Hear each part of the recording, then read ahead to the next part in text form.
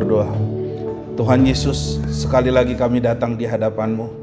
Kami berikan hati dan hidup kami untuk dipimpin oleh kebenaran firman Tuhan.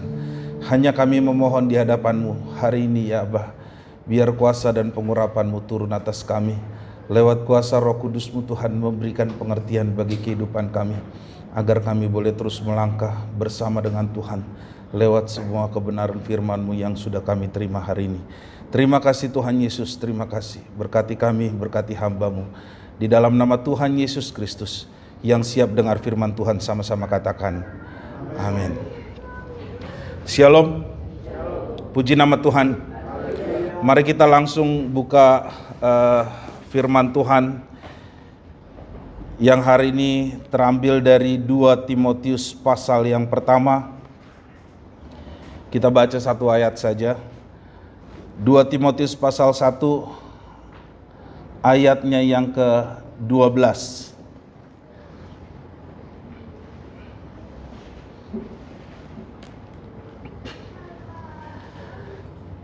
2 Timotius pasal 1 ayat yang ke-12. Yang sudah temukan katakan haleluya.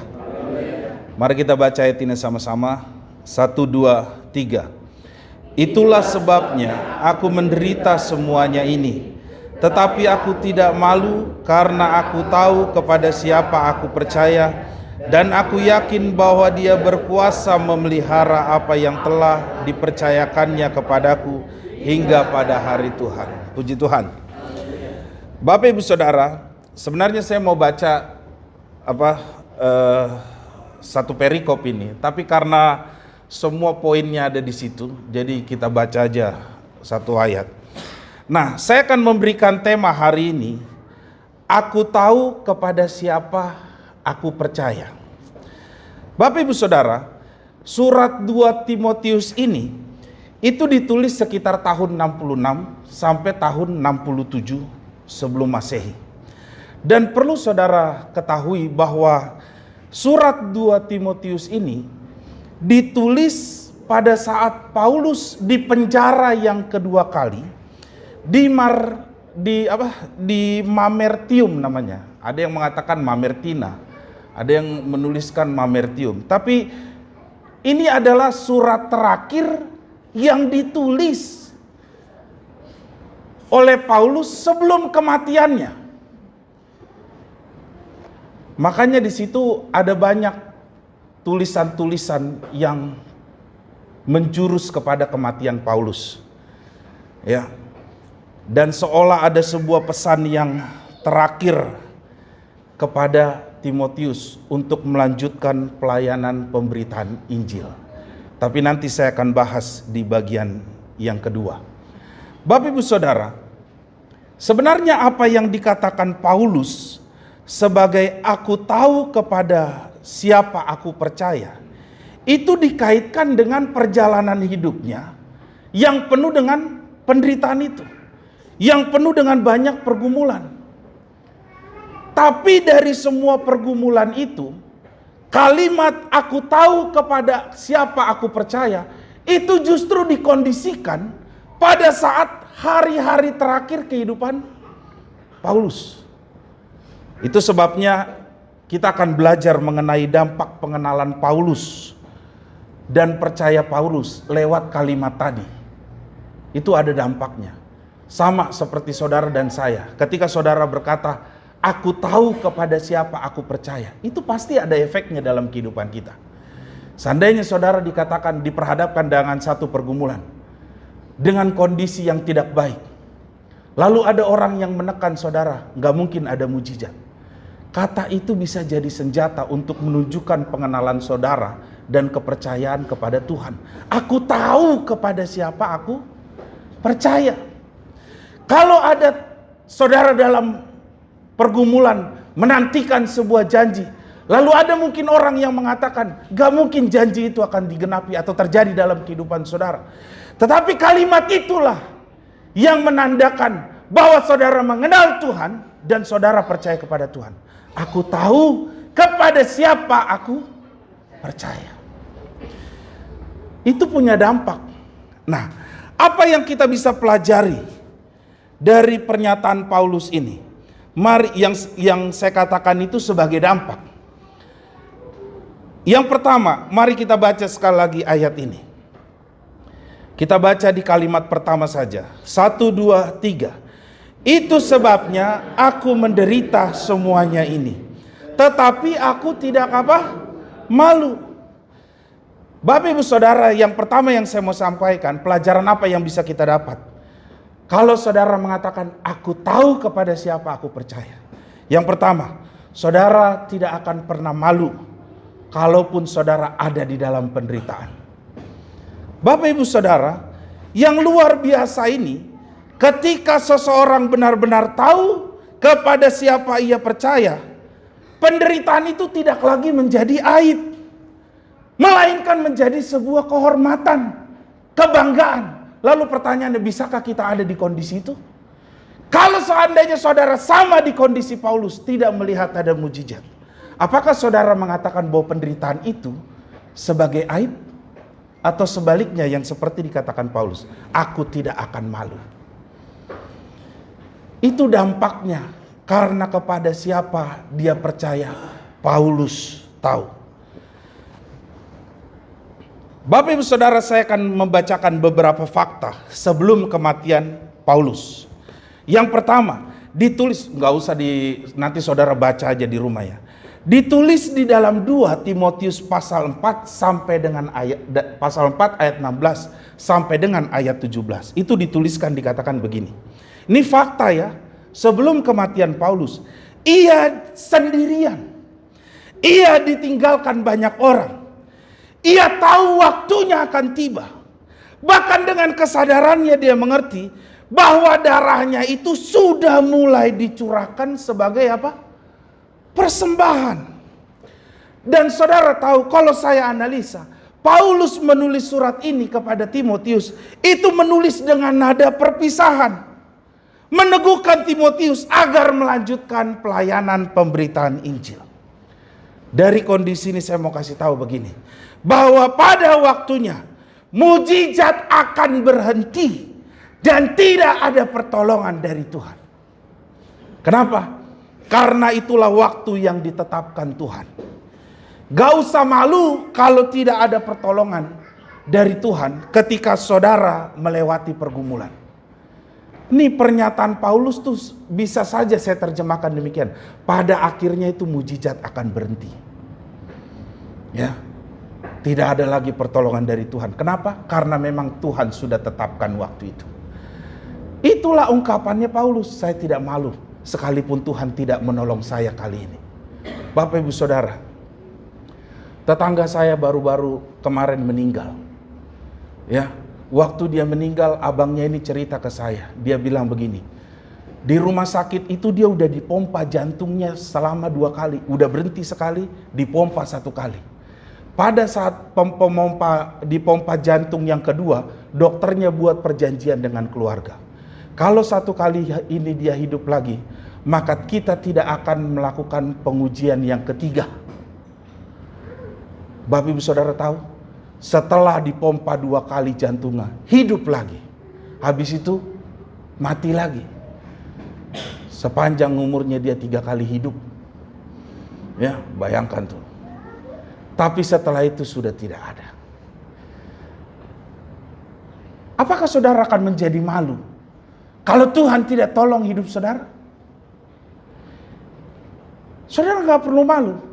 Kalau penderitaan itu Tuhan izinkan, saudara nggak perlu malu. Sekalipun tidak ada mujizat.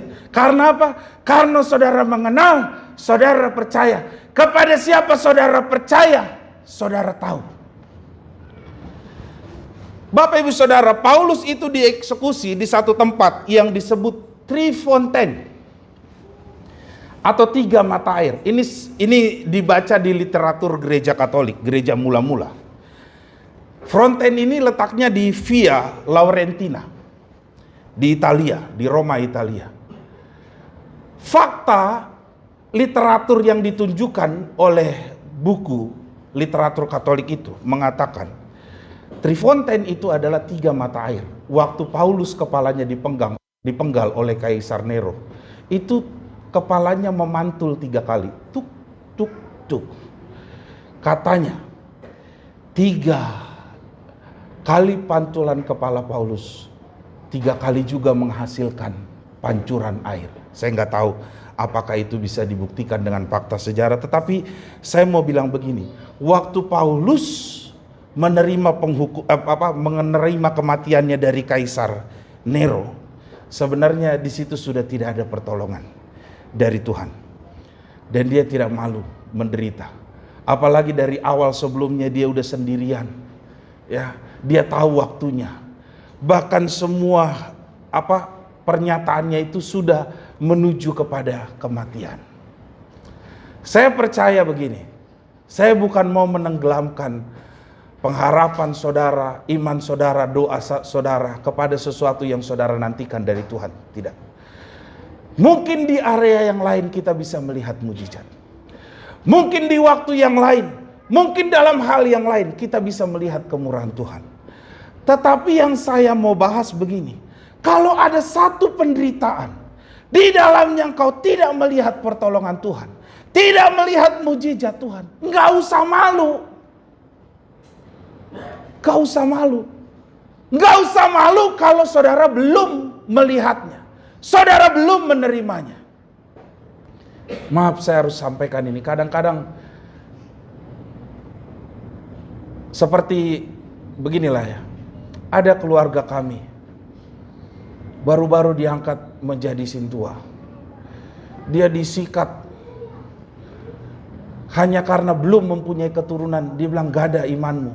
Lalu saya jawab ke keluarga saya itu, kasih tahu pendeta itu, Sarah punya anak umur berapa?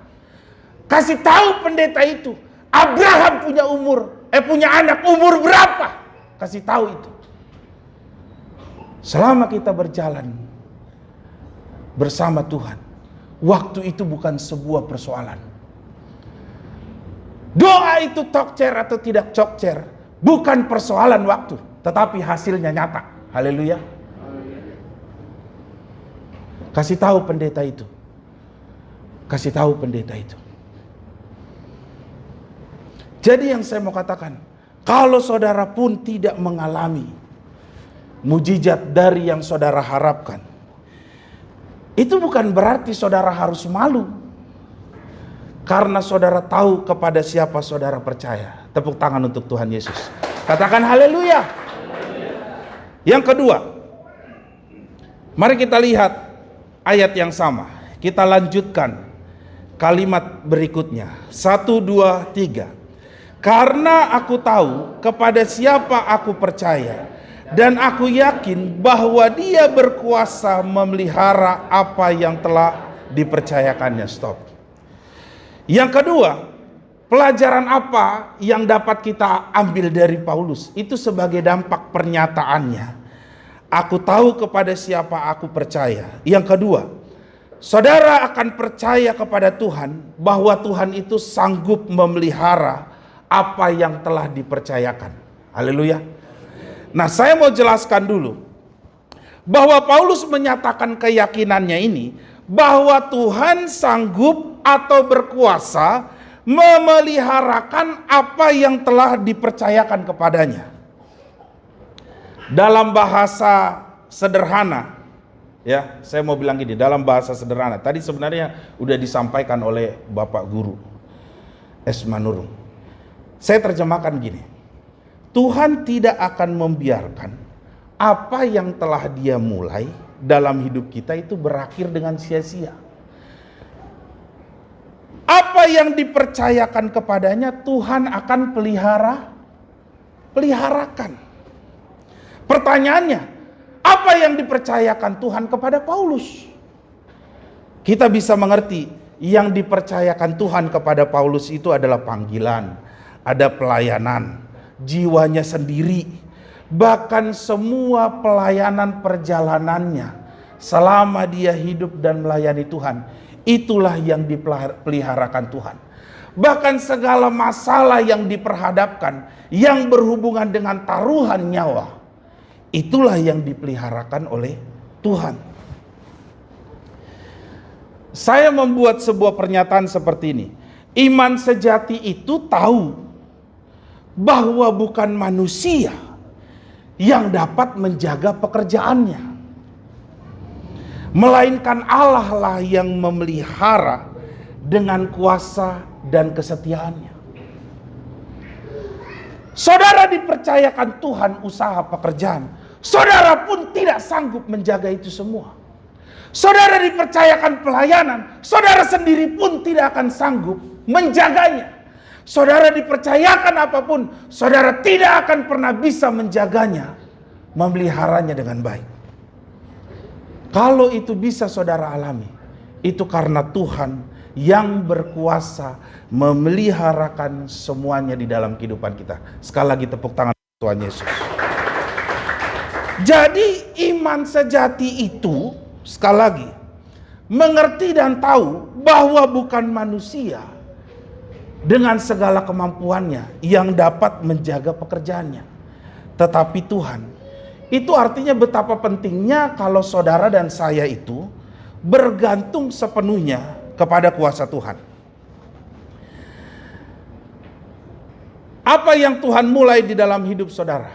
Apakah pelayanan, pekerjaan, apapun yang kita kerjakan selama ini, kita harus percaya pasti Tuhan akan pelihara. Haleluya. Tuhan pasti akan peliharakan seluruh hidup kita. Dan apapun yang telah dipercayakan Tuhan bagi hidup kita, Dia pasti akan peliharakan. Saya lanjutkan cerita saya mengenai tetangga saya yang adiknya tadi baru meninggal. Bapak Ibu Saudara, adik tetangga saya ini meninggal kemarin itu pagi-pagi jam 1 diumumkan, saudara ini meninggal di rumah sakit ini.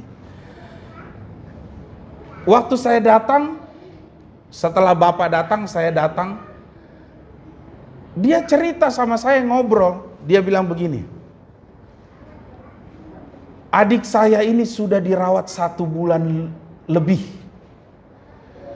1 bulan lebih dia dirawat. Tetapi syukur bahwa sekalipun biaya pengobatan dan rumah sakitnya itu besar, lebih katanya 120 juta. Dan tidak semuanya bisa di cover oleh asuransi. Ya, saya gak usah sebutkan asuransi apa. Nggak di cover sama asuransi. Tetapi dia bilang gini, dia mengaku bahwa keluarga nggak kekurangan apa-apa dengan semua beban kematian saudaranya itu, lebih 120 juta. Tapi syukur ya, katanya syukur dia bisa tanggung. Nah yang kedua ini nih kalimatnya yang bikin saya ketawa ke TV betul. Sampai tadi pagi pun saya masih ketawa. Dan syukurnya lagi apa? Layak katanya. Pemprov DKI itu akan mengupdate setiap waktu kuburan-kuburan yang kosong.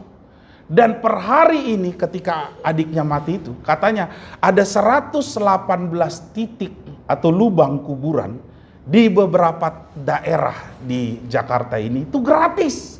Jadi dari 120 juta, terus di cover asuransi, terus ada keluarga yang bantu, ditambah lagi keringanan karena kuburan gratis. Dia senang gitu kuburan gratis. Tapi kalimat selanjutnya itu, dia kan tahu saya sakit saya nggak biasa, parah. Dia bilang, makanya mumpung lagi gratis. Maksud lo, mumpung lagi gratis. Dan dia bilang begini ke saya, makanya mumpung lagi gratis katanya. Kuburan lagi gratis, tinggal pilih. Ada juga kuburan Kristen. Dia kasih penegasan begitu. Maksud lo, gua akan dipanggil Tuhan hanya untuk karena kuburan gratis?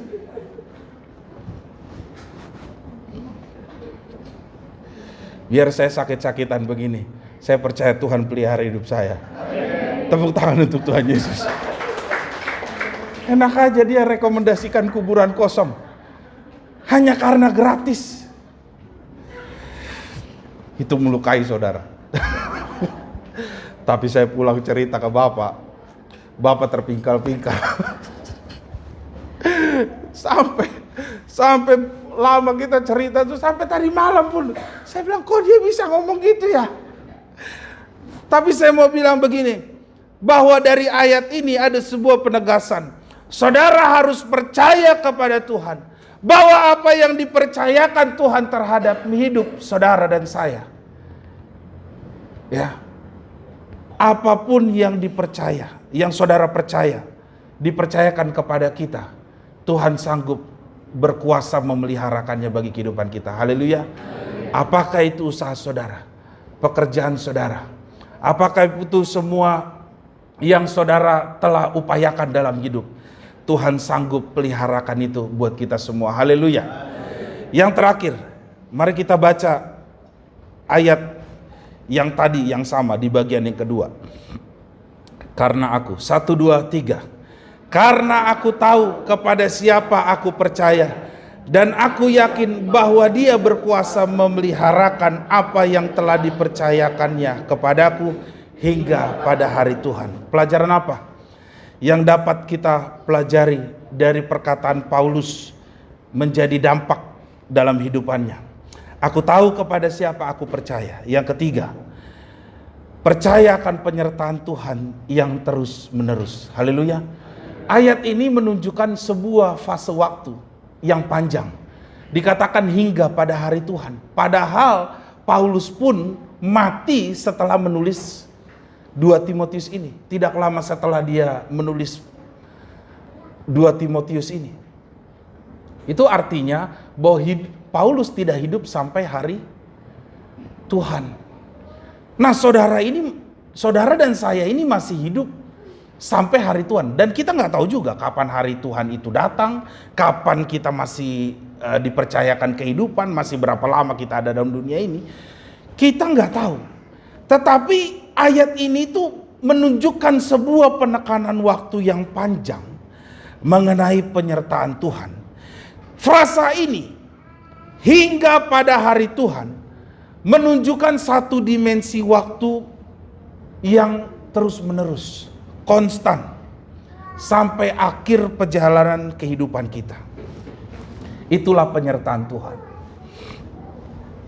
Kemarin hari Jumat, setelah saya jemput anak saya Diona, Ivi, di sekolah namanya Diona, karena sekolah itu kan panggilannya karena biasanya berdasarkan hurufnya ya.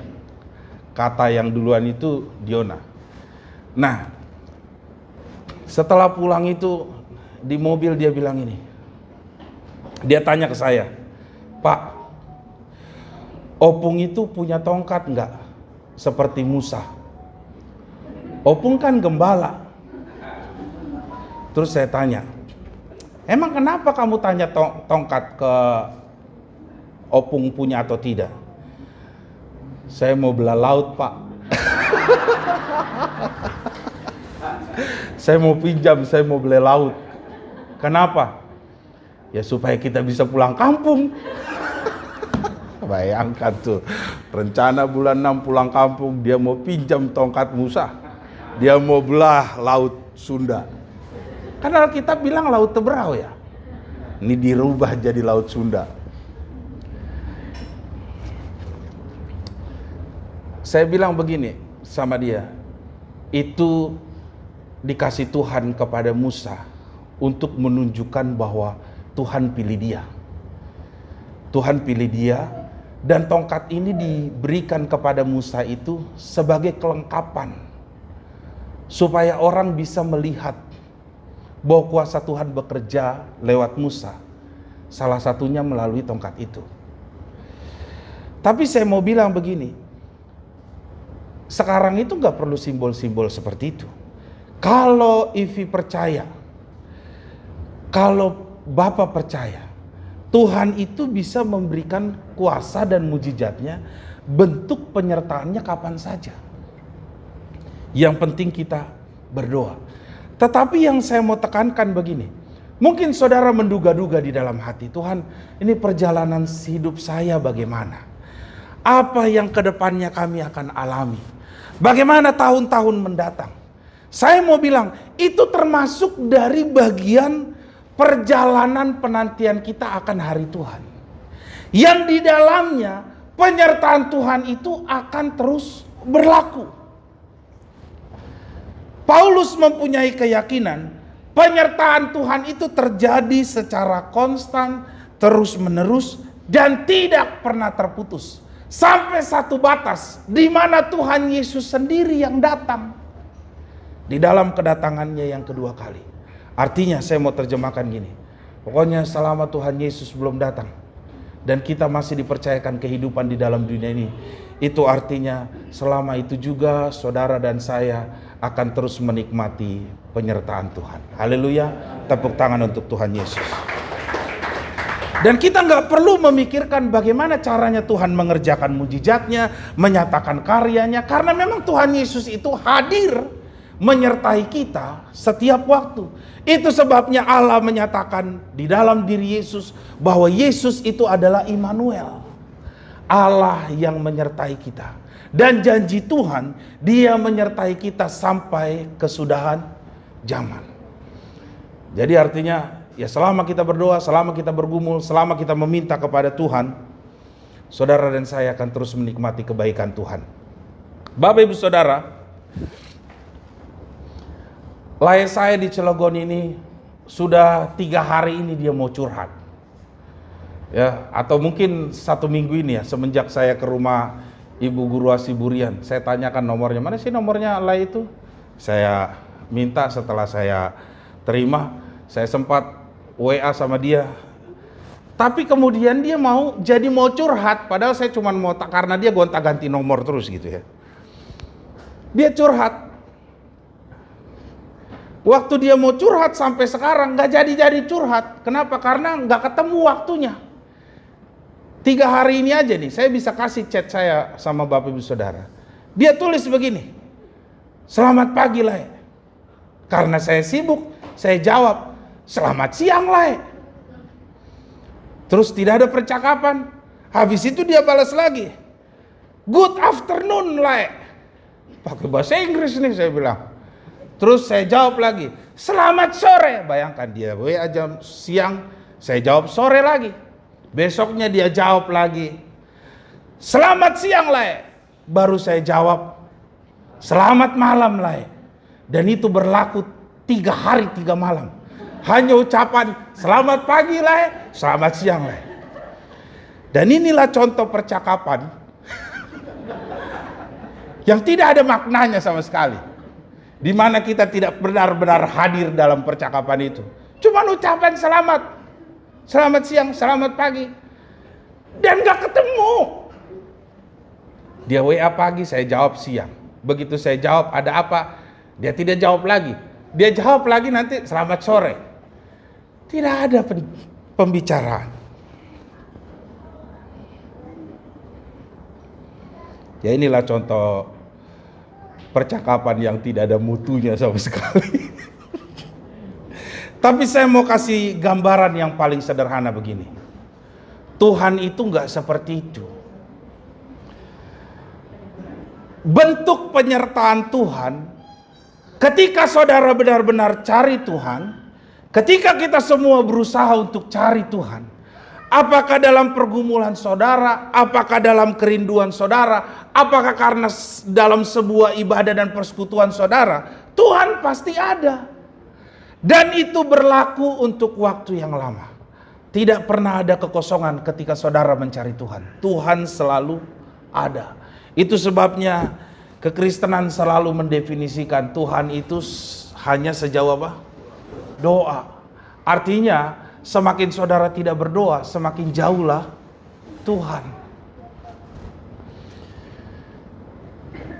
Mari kita baca satu ayat. Ayat yang ke-13. Ini pesan terakhirnya. Kita baca ayat 13. 1, 2, 3. Peganglah segala sesuatu yang telah engkau dengar dari aku sebagai contoh ajaran yang sehat dalam Kristus, iman dan kasih di dalam Kristus Yesus. Kalau saya mau terjemahkan, di dalam kondisi terakhir Paulus, di mana dia tidak melihat mujizat dan pertolongan Tuhan, di mana dia tidak melihat lagi jawaban doanya dari Tuhan. Dia tidak lagi bisa merasakan kebebasan. Di dalam penjara yang pertama, itu Paulus masih bisa bertemu dengan saudara-saudara yang lain, saudara-saudara seiman yang lain. Tetapi di penjara yang kedua ini, menurut John McCrae dalam tulisan Paul and His Life and His Teaching, ya, yang saya sadur dari terjemahan bahasa Indonesia, penjara yang kedua atau penjara kali ini, Paulus itu tidak pernah bisa bertemu dengan orang-orang percaya lainnya. Tidak ada orang yang menguatkan dia lagi. Tidak ada lagi orang yang menghiburnya. Tidak ada lagi orang yang datang untuk bertukar pikiran tentang firman Tuhan. Sama seperti waktu kali pertama Paulus di penjara. Sudah tidak ada lagi pertemuan-pertemuan yang dia bisa lakukan dengan orang-orang percaya, bahkan murid-muridnya pada waktu itu. Tetapi yang luar biasa dari ayat 13 ini, di saat itu terjadi, sudah tidak ada lagi pertemuan, sudah tidak pernah bertemu lagi dengan orang percaya, murid-muridnya. Paulus masih sempat memberikan nasihat. Peliharalah harta yang indah yang telah dipercayakannya kepada kita melalui, ayat 14, peliharalah harta yang indah yang telah dipercayakannya kepada kita melalui Roh Kudus yang tinggal di dalam kita. Dari ayat 13 sampai ayat 14 itu, dia masih memberikan satu kebenaran firman Tuhan yang menguatkan mereka semua. Itu sebabnya sekali lagi Bapak Ibu Saudara, saya turunkanlah menjadi sebuah refleksi. Bagaimana saudara dan saya diminta untuk tidak malu, bagaimana saudara diminta agar percaya bahwa Tuhan berkuasa memelihara, bagaimana saudara dan saya diminta percaya akan penyertaan Tuhan di dalam kondisi masing-masing pergumulan kita, di dalam masing-masing persoalan yang saudara hadapi. Saudara nggak usah malu. Sebenarnya sebagai manusia, apalagi kita memiliki atribut hamba Tuhan, ada sebuah perasaan yang berbeda ketika kita itu menghadapi pergumulan dengan ketika jemaat menghadapi pergumulan. Kalau jemaat menghadapi pergumulan, dia berbicara kepada hamba Tuhan dan pendeta.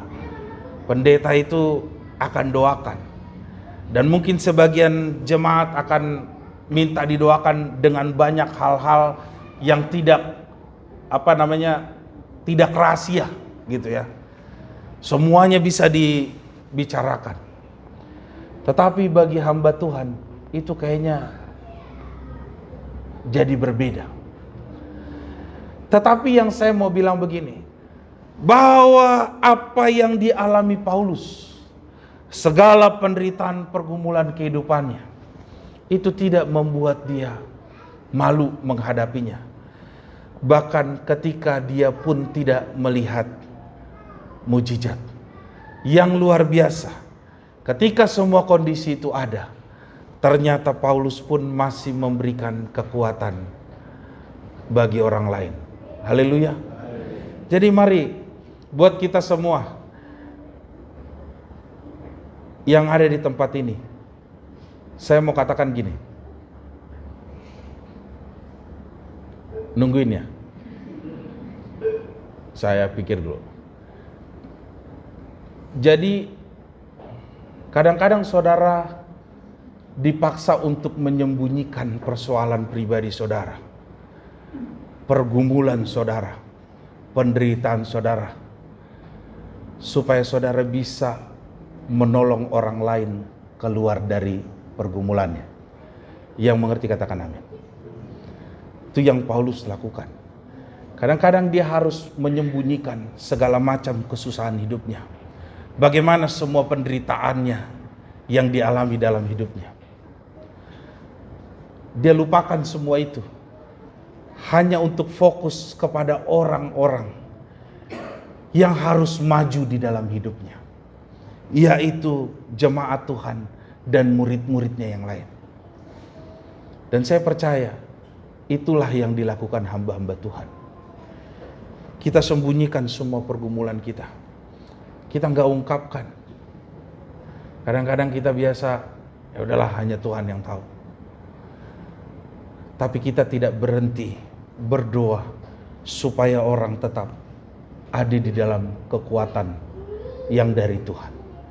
Jadi saya mau katakan sekali lagi, kadang-kadang menjadi bagian yang penting untuk menyembunyikan segala pergumulan penderitaan kita, supaya kita bisa fokus untuk menolong orang lain yang sedang dalam kelemahan. Haleluya. Itulah yang dilakukan oleh Paulus. Tetapi terlebih daripada semua itu, karena saudara dan saya percaya siapa yang kita percayai, ya, saudara tahu siapa yang saudara percaya, saudara tidak akan malu menghadapi penderitaan. Saudara akan terus percaya bahwa Tuhan akan memeliharakan segala sesuatu yang dipercayakan. Saudara juga akan percaya bahwa Tuhan akan menyertai kita. Haleluya. Tuhan Yesus memberkati kita semua.